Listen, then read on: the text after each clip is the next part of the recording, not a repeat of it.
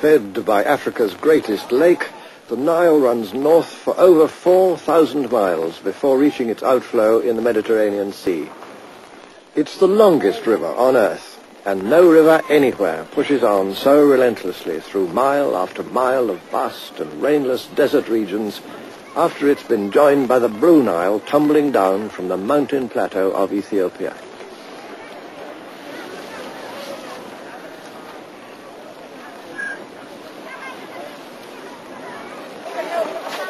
But the Nile is more than a great river. It's a whole library of the history we're looking for. From the earliest times of human settlement along the river, some 10,000 years ago, the Nile was the giver of life to ancient communities who came to its banks and farmed on fertile soil that was enriched unfailingly, year by year, by the flood of silt. Those early people were among the ancestors of the Egyptians and the Sudanese of today. Others may have come from the Middle East, but the archaeological evidence combines to show that the main lines of incoming migration were from the southwest and the west. In other words, from the African communities of the Sahara.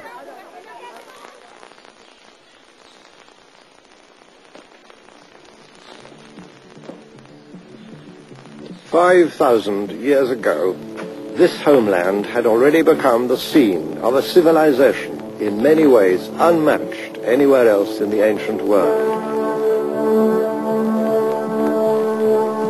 This is where we have to begin, in the Egypt of the pharaohs, in the African land that was the gift of the god of the Nile. It's easy enough to believe within these corridors built to a gigantic scale and yet wonderfully proportioned that you've entered a world sprung complete from the lap of the gods. Egypt of the pharaohs was the greatest and the oldest and the most inventive of all the high civilizations of antiquity. And it flourished for 3,000 years. It set a pattern, an example for peoples near and far. But where were its roots, its origins, its starting point? Most of us have believed or have been taught that the glories of the pharaohs could never have been created by African people or African ideas because, it's been said, Africans could never have built a high civilization. Here reigned for dynasty after dynasty the kings who wore the double crown, the combined crown of Upper Egypt and of the Delta. But what had they to do with Africa? How could this grand hierarchy of gods and spirits have anything in common with the superstitious mumblings of the black peoples of inner Africa?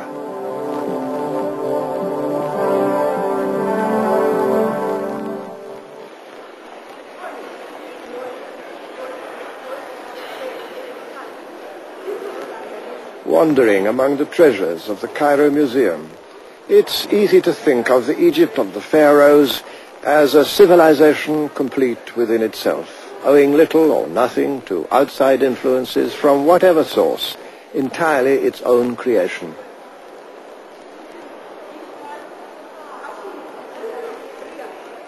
And I imagine that most visitors conclude as they listen to their guides that a statue such as this of the young king Tutankhamun may have turned very black in the course of centuries, but could not have been a black man in the first place. It's a view which is now increasingly under challenge, not least from African historians and archaeologists. One of the more outspoken of these is Professor Cheikh Anta Diop of Senegal, who has made a special study of the origins of the people of ancient Egypt.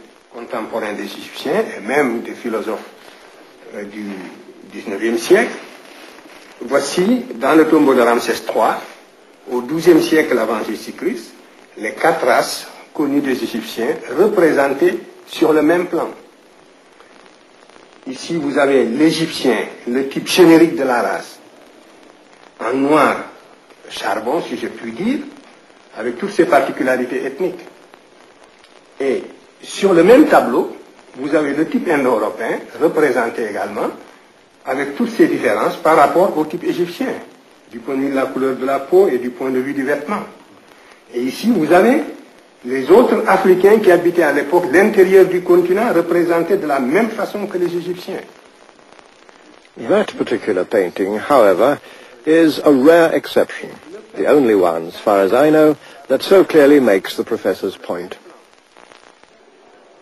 For the most part, the ancient Egyptians had themselves portrayed as reddish pink, but of course they intermarried with Asians, and even more with other Africans. Many of their noble ladies were Nubians, and lovingly portrayed as such. This painting comes from the tomb of Ahaggar, clearly a black lady, with a handmaiden behind her, just as surely white.